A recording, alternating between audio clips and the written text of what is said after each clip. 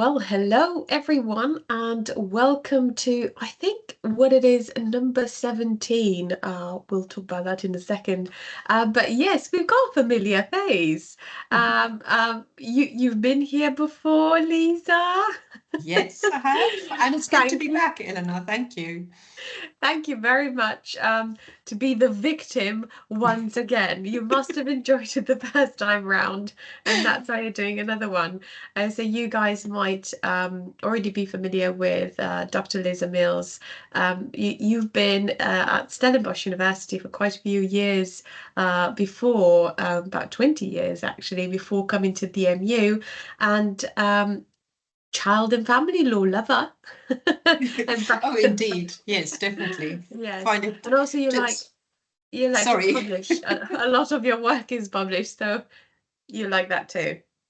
I do. I enjoy doing research. I enjoy finding out more about these topics of children and family law and how they intersect with each other. You're going to see from something that I'm explaining today as well why really enjoy battling with these topics. It's just Do you want to share something with the students that they don't know about you as oh well? goodness. I think I've said before that I used to work for the Film Publication Board. Something else that they don't know about me is that I'm a cat and a dog person. So normally you fall into one of the two categories, but for some reason I like both. So I don't know which animals are my favorites, but yeah, both cat and dog person. Super. And the usual question, Lisa. Why do you think this topic is so important, or should be so important for our students? Because today we're talking about how to use editing skills to perfect your assessment. Well, this is the really interesting part, Eleanor. I think that students don't think that it is important, and that's why it is important. No, it is. It really. I've seen it so often, both at Stellenbosch in South Africa, where I used to teach, and here. Students do not realize how important it is to take care of the finer things, of the really nitty gritty. And I'm going to share my screen soon, and you're going to see. When us as lecturers, as tutors, or the person who marks your assessment, when we open up your assessment and the first thing that we see, it looks weird and it looks wrong, it already, without doing it deliberately, for me in any case, I'm already sort of suspicious of what the student is going to say to me. Because if I see that it just doesn't look perfect or doesn't look proper, it's already, saying to me that this student has not taken care of this assessment and has not paid as much attention as they should. And I think what really is important for law students to understand is that the devil is in the detail in law. I think some of my other colleagues may have said this before as well, but you have to understand that when we do referencing, when we do this technical editing thing, if your full stop or your semicolon is there or it's at the wrong place and it's not there, it can make a huge difference. Legislation, sometimes it's so crucial how we phrase things in legislation because it can be the difference between somebody being found guilty of an offence or not. And I think students need to understand that you need to take care of what your assessment looks like. Mm. Obviously, different types of assessments will have different requirements. But when you write an essay, you also have to take care of what it looks like. And it is important. It really does just, um, it sends a message of how serious you have taken, your time spent with this assessment and that you have really put a lot of time and effort into it. So yeah, that's basically why I think it is important. I think the effort bit, how it looks the first time, that's first impressions and all that. But also, don't forget, or the way I see it and the way I look at it, it's like a meal. If a meal is presented to you in a restaurant really nicely, Yes. it has a sense to it. It has a logic to it. There's a beauty to it. Obviously, beauty in a different kind of sense. But if it's all it's got structure to it. It looks good on the plate. You're already starting your eating experience before you start to eat. And in the same way Exactly. as a marker, when we're looking at the student's paper, we're looking at it as the first impression. What does it feel like when you glance at it? Does it look, before you start reading? All of it before you've launched yourself into actually marking the paper. So I like that you see the way you said it. I think what we're trying to do is to prevent sloppiness and guide students towards the path to success, to being successful in presenting your work as professionally as possible. But I wanted to say something before we start, because we use the word perfect. We're not talking about perfect. Okay, we're not talking about the work should be perfect. Obviously, it would be nice.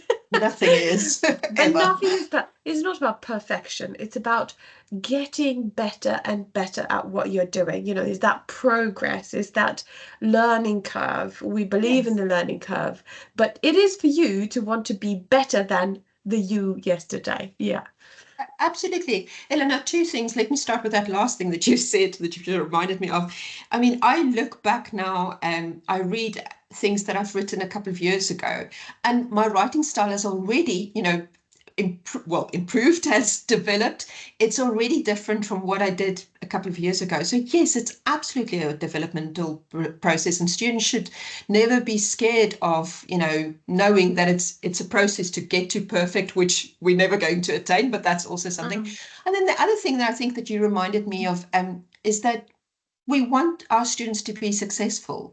And it doesn't just apply to assessments. We're talking about the letter that you write to a company or a firm where you're applying, for a job, for the email, the way that it looks. If I am a potential employer and I open an email or a letter of reference or an application letter, and it looks like the dog's dinner, talking about cats and dogs, and like you said, to take it back to your analogy, it's just not going to give me a good impression. I'm already not going to feel very positive about this potential applicant. So, in the same way that we're talking about essays here, I think students must also take this into other elements of your professional life. We want you to be professional and to, mm, put out that image that you know what you're doing and that you're talking about. So that's what yes. this is about, essentially. And make us proud that you're Yes, our students. Yeah, you show them. indeed.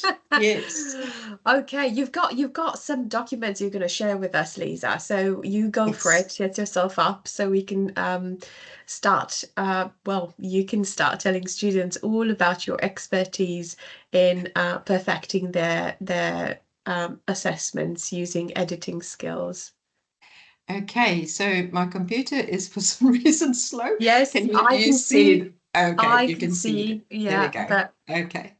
So let me just move up. I've created a document here for our viewers to have a look at, and just looking at that page, and I'm being really superficial today. Like I said, if I just open an assessment from a student and it looks like this, I'm already like, what is going on here? And is it even worth reading this document? And the reason why I'm saying this, Eleanor, I'm sure you can also see, but when you look at that page there, it's different. The page has got different fonts, so the text has got different fonts, different sizes. The formatting here, I don't know if you can see my mouse actually, but you yes, can see yes. here that there's a formatting issue here with the indent is has moved and then it's never gone back. And when I show you the correct version, you will see what I'm talking about. But just looking at that tells me that the student has not taken care or has not, been serious about this assessment and wasn't paying attention to detail. And for that reason, I don't know that they will be able to say much that is Also, going to make great sense. But sometimes we might think that you've submitted the wrong thing because clearly this might be an earlier draft. I'm sure so. Yeah, but some students have done that, and they've Exactly. emailed us and they say, "Oh my God, I've sent the wrong thing." Yes, Yeah. and thankfully we will always we do understand about submitting the wrong thing. So students must also know that we will give you a chance to submit the correct version if we can see that. But the But other if it's thing that usually yeah, it's only before time, it has to be, if you submit it and the deadline is the deadline, you can't submit another paper. So make sure you check before you actually submit. Gosh, yes. exactly, yeah. So get your ducks in a row with how you do that as well. Definitely, I agree. The other thing that I want to say, Eleanor, is if you look at this page, you can immediately see now, look, let's go back to a very other topical issue, AI. AI, yes, we have to use it in an ethical way, and we don't want ChatGPT to be writing your essays for you. But AI has always been around, not always, but has been around for well, many years now. And AI on Word, this document, you can see how many, you know, blue. Okay, I'm using Grammarly on this document, but it underlines for you here that there are a number of issues. You can see that there are issues. And this is what I don't get, because even the most basic Word version these days have got the built-in, spell check or something like that. So you can immediately see that there are issues with this Mm, document. yes. So that's something that students should also utilize. You're allowed to use these AI, shall I say, enhancements where the computer programs or the software already will tell you that there are a number of things wrong. There's spelling errors here. Um, so if I can take us through this document, like I said, here we've got a different font that is Times New Roman, I think, and then we go back to Arial, and there is another type of Arial. So please make sure that you have got the same font that you've used for your whole document. What you can do, obviously, is to use different fonts for your headings maybe, but just keep it simple rather, and have everything in one font size as well. And then also things like punctuation marks. If we start here, you've got two full stops here. Headings normally do not have a full stop after them, and they definitely don't have any other little punctuation marks like this forward slash. Start your heading with a capital letter, and then don't have capital letters where they shouldn't be. So small things like that, like I said, it may not seem important to you, and I get it as well. And I know you're much younger than I am, but but I'm pretty sure that you also get irked by the way that our young people these days use they don't use capital letters, because we text everything, and that's the way you communicate.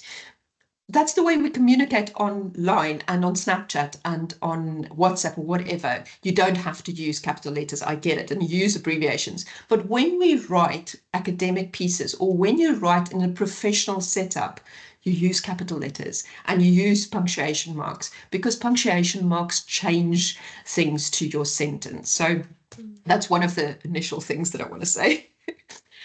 Um, definitely, definitely. then if something else that I also want to talk about today is just basic sentence structures. That's also important. If you can't put your message across, I'm not going to understand your argument. And if you use bad sentence structures, your argument is going to lose its meaning.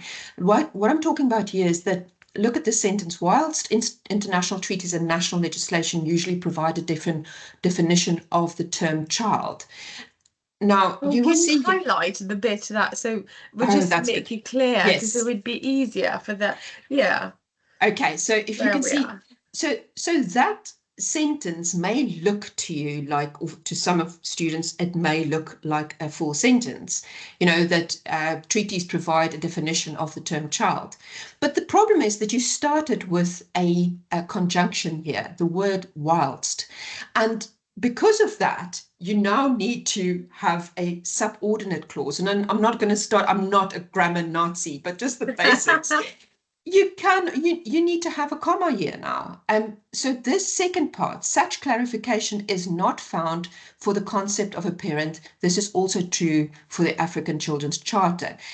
Now, once again, students don't realize when they're writing, because they are, having this thought process going on, and they think they're just writing, so what I'm thinking is going onto the page, so it must be clear, but it's not, because when I read that, it doesn't make sense, because you've not used your grammatical syntax and your grammatical structures correctly. And this is really going back to the basics of what you learned at school in your English classes way back when. But it is important, because I'm not going to understand what it is you're trying to say. So please note those things, read it back to yourself, and make sure that it genuinely is what you're trying to say that is on the page there for you. So I'm going to just move through. Another issue here is that, well, here AI is, or Grammarly is telling me that I've used the wrong version of the word there. So, but this is something that we see quite often in our assessments that are sent or submitted to us. Here are issues with, or examples of how the formatting with your punctuation marks, you've used a space where you shouldn't have used a space. There's a spelling error. English definitely needs to be with a capital letter. So I can go through this. I've got the document that shows us where all the errors are as well, and I will move to that in a minute. But just to stress the point again, looking at something like this is going to put me on the back foot and be skeptical about the quality of the product that is being presented to me. So I'm wondering if it shouldn't make more sense than if I move on, and I'm going to just see if, so there's a number of examples here of where capital letters were used incorrectly. Words are inserted that don't really make sense, or they're just, so there it is a reality. So silly little errors like this, it just leads to your paper not making sense. And then something here that students also don't realize, but an ellipsis, that little sign that we use, the 3 dots to indicate that text is missing. It's 3 dots, it's not 5 like it is there. Something like, the correct version of it's, that's something that you also should note. And then also when, something that I forgot to say here at the top, if you've used inverted commas, and you don't close those inverted commas, or you use singular inverted commas, there you've used double inverted commas, all of those little things, I know it doesn't sound important, but they are important. You're not showing me where the quote started or where it ended. You've not taken care of your document. Maybe I can also just say at this point, then, this is not a session on Oscola, because I know, Eleanor, you are doing fantastic work on, Oscola workshops, and you're telling our students, exactly what they need to do. It's not that hard. It really isn't, to just follow those rules. But if you look at this, when I receive a text here, and I can already see there's a gap there, there's a space that shouldn't be there. This is a footnote that number 3, if you click on your text, it will say that it will take you to this text reference, the source reference of what Phillips has said, but there's no footnote number there. So how do I really know that that is what your source was? Look at the spacing here that people also don't realize. Your footnotes are normally spaced in 1. I don't know what it's called now. Are you? Because I always say double space for the text and single space for the footnotes. Exactly. I think I was told to do this document in 1.5. So also just to say to students, But yeah, Yeah, I the just, disclaimer, actually, the disclaimer, we should make this clear. So yes, the disclaimer is whatever the tutor for the particular module, for the particular assessment says, that is what you do. Not because Eleanor said double space or Lisa said single ex space or 1.5. You just listen to them. exactly. But yeah. So this is the thing. So I wrote this piece. I took this piece from a chapter that I wrote for a book, and we were specifically told to use Oscola referencing. So this is in the standards that the students are writing in as well. But obviously, when I write for a different journal or a different book, they may use a different style, a different referencing style. So absolutely, you always use whatever it is that your tutor or the authority for whomever you are doing this piece, whatever they have instructed, follow Mm, those rules. Even though you don't agree with them, this is what they've asked yeah. you to do, so just follow the rules. That there might be some deeper philosophical issue about that, but we're not going to go into that. But just note here as well, the committee, however, it's just one word, no space in between it. So it's a spelling error. Mm. Have a look at those types of issues. Um, Also, I Full could see stops. that there's some spaces between the referencing, the actual reference in the text, not in the footnotes, in the actual text. Oh, And yes, so yeah, you've got full stop and then space, then the reference. exactly. Oh, yes. Or the reference in the wrong place. So the reference is before the punctuation earlier on in the text. Oh, So footnotes after punctuation, guys, after. Footnote follows punctuation. It is, always. yeah.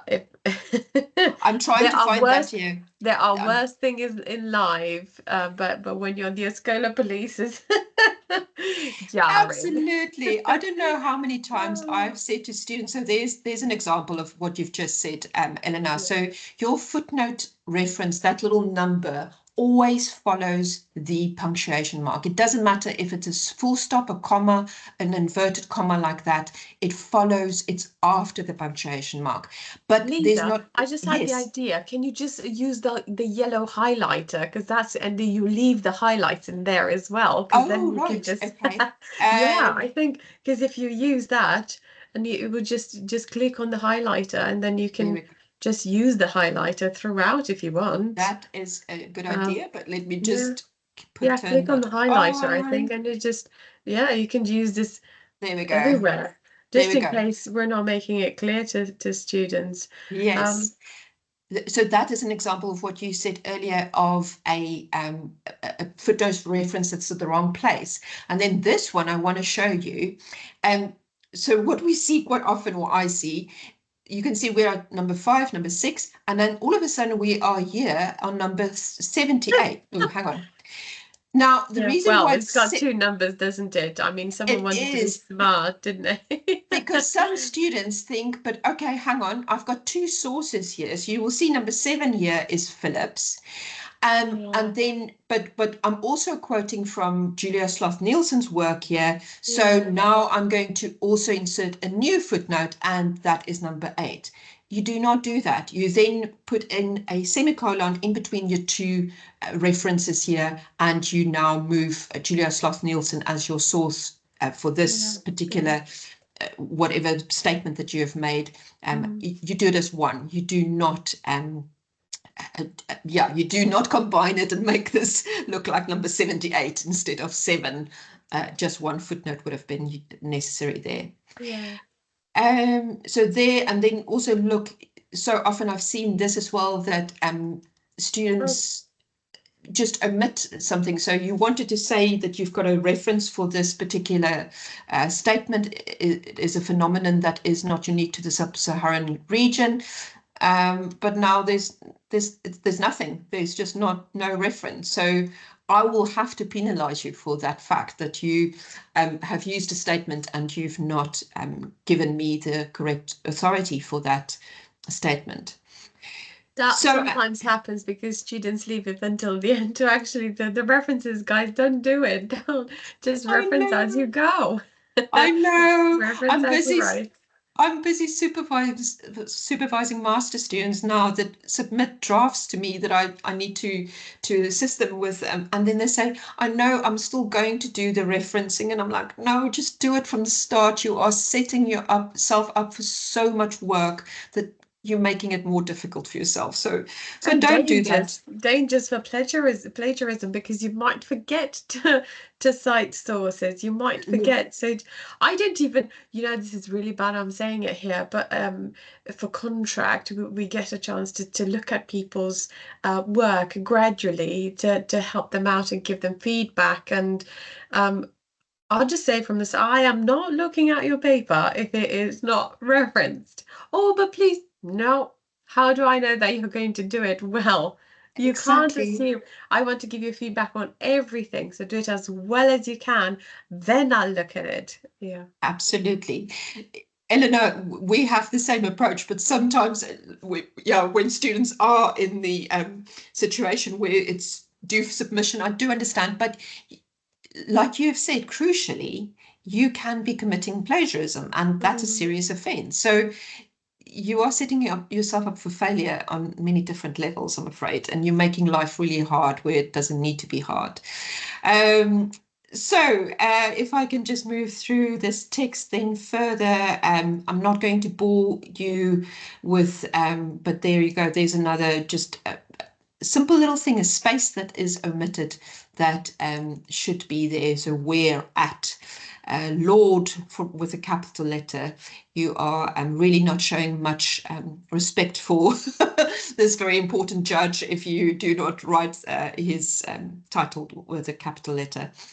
Um, and then just also, yeah, I've made loads of examples of discrepancies between how you are referring to this. You on this referencing system, I will put up the corrections in just a minute, is definitely not Scholar compliant. And we are now, as a school, I think we've made this decision to um, we're always going to have a category where referencing is a part of the rubric according to which we are marking. So if you are not OSCOLA compliant and you are not strictly OSCOLA compliant, it can make a huge difference to the mark that you finally obtain. And then, yeah, this last bit that I wanted to just show you is that this is formatted in, I think, one or single formatting, single spacing, whereas the rest of the paper was in 1.5.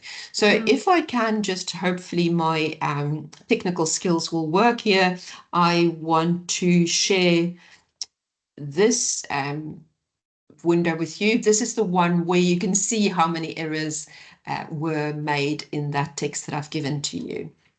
Um, you can just see it's riddled with errors. And now imagine if somebody has to read through this and there are so many things that we have to correct.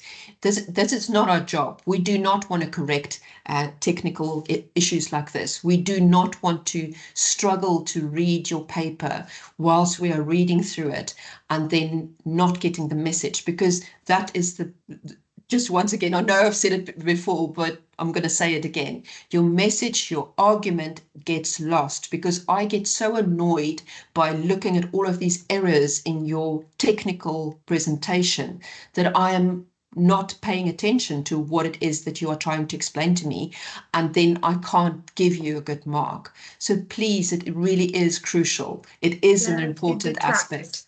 Definitely detracts Detracts. from your attention, because it's supposed to be as professional as possible. And clearly, the effort that we were talking about at the beginning, have you made an Yes. effort? Show me, does it look like a nice, not, we're not talking Michelin star plate. We're talking. Oh. But yes, But I we know are what you trying mean. to get you towards the Michelin stars, by the way, in the way you're presenting your assessment. I mean, this is, I presume, where you want to get to with this, Lisa. Exactly. So this is where the I'm just showing you. So this is the part of the chapter that I've submitted that will be published now.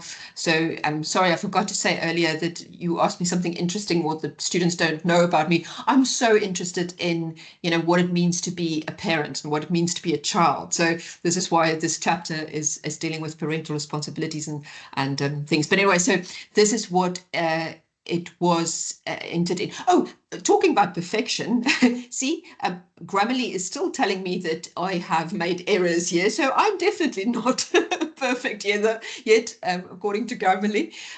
But it looks a lot better, doesn't it? But Just it's not having a about look. that because it's wherever you're publishing the paper. So as long as it's in keeping with that with that journal, it doesn't matter Yes. what Grammarly Yeah. says. Don't this is what I'm saying. We are talking about look, AI is making life easier for you, but actually sometimes they're not because it might sometimes if you talk about a carer or career, it might say that the word is wrong. So you like put your thinking cap on as well to approach it logically and see, I well, know. are you sharing any other thing, Lisa, then? No, that's Have all that I you? wanted to say today on this topic. Okay, Well, okay. no, it's not all I wanted to say, but that's sharing the screen. All right, that's good. Because I wanted to talk about a couple more things if we can, and if you Yes, don't please. mind. Uh, I mean, we're talking about the two different sets of papers where you shared the information that was available, that was available for you in the drafting stage, for example. But how do I think very often students don't know where these how to get involved with these editing skills. And I think making friends with Word is the best thing ever. Like you were saying earlier, find your own framework, find your own template on the way you want to present your paper. So you were talking about the font, you were talking Yes. about the font size. Mm.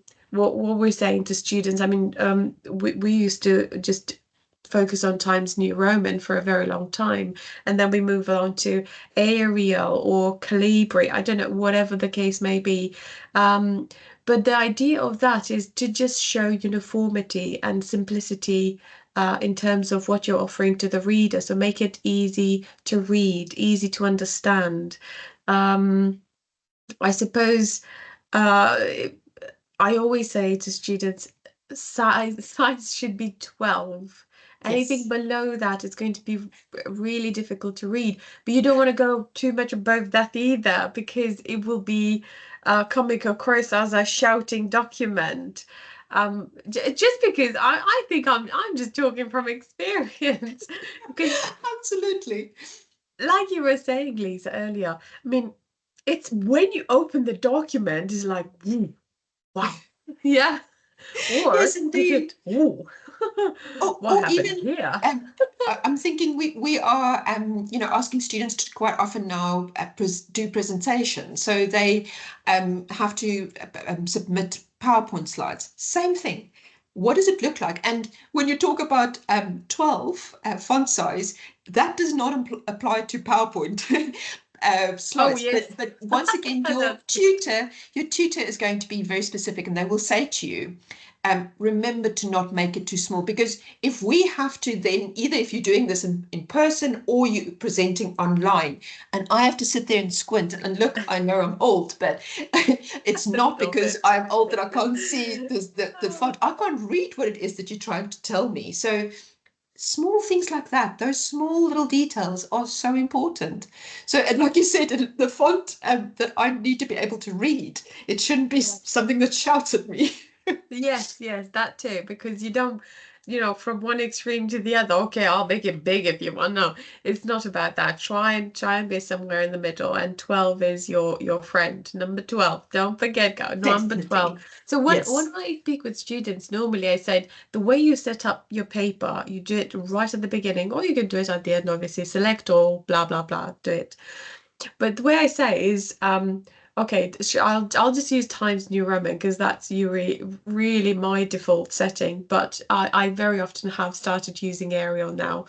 Yeah. Um, not the one for the TV. Just the font, the font available in your Word documents.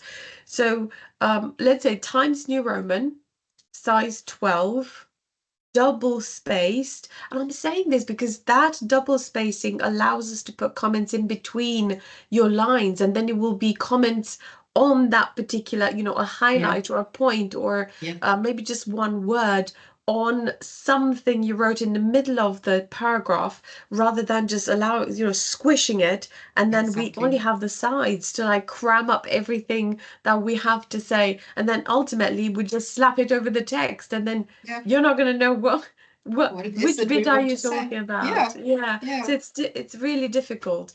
But if you do it double spaced, then obviously single spaced in footnotes, Yeah. disclaimer once again. Yes. Yes. But whatever the tutor tells you to do, you do that. All right. What else do I say to them? I say they should justify the text. I So know. Yes. so often, I mean, I know that some things are supposed to be aligned to the left, aligned to the right, Or be in center. in the Yeah. middle, centered. But when you're writing a longer piece, your friend is the justified bit. So Control you've J. got, yeah, so you've got it there in your Word document, and the way it's set it up. Some students don't know how to find it, but it's the one with the straight lines. It's Yes. just In a parallel block. straight of line, the straight lines, and it's right next to the one that there's a drop down arrow, and then that's where you click on double spacing. Yeah. Lisa, do you want to just show that actually, since we're Okay. talking about it? Let Just me very, just. very. So if you want to just pick a text or one do Yeah. Word document, even the one that you've used, if you want, just to show students if you click on all of these things and you're to present, you could start with the line left or whatever the case may be, so it's a bit So more. I didn't actually do it because I'm so used to this one is justified already. You can see there this Yes. little document there, Yeah, Control and J. justify. Like I said, I use the shortcut key Yeah. quite often. Yeah. So this whole document has been done. But for example, if I highlight this bit, and if I've minimized my tab there, but Mm. if I then Yeah. put this into center, it just looks wrong. But we Yeah. get documents like that. Or if you go to the right, these formatting styles have got their uses, but be careful that you know what they are used for. But Yeah. Justify is just the best. It reads the Yeah. best for me. It keeps things neat and tidy. I know that many people also, use the control left. I'm not a big fan, I have to say. And it's also because if the other thing that students must remember, you were asking earlier, how should students know where to look for what things should look like? Well, go and look at other texts, look at books, published Yeah. books or published journal articles.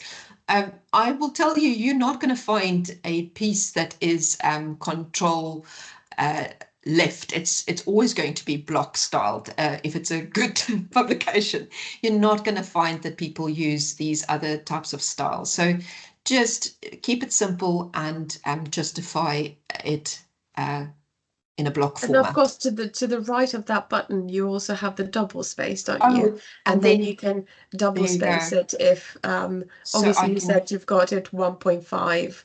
But yes, yeah, then your double space it means when it comes in to turn it in to us, it allows us to drop comments in between the text. So because it's all about feedback, isn't it?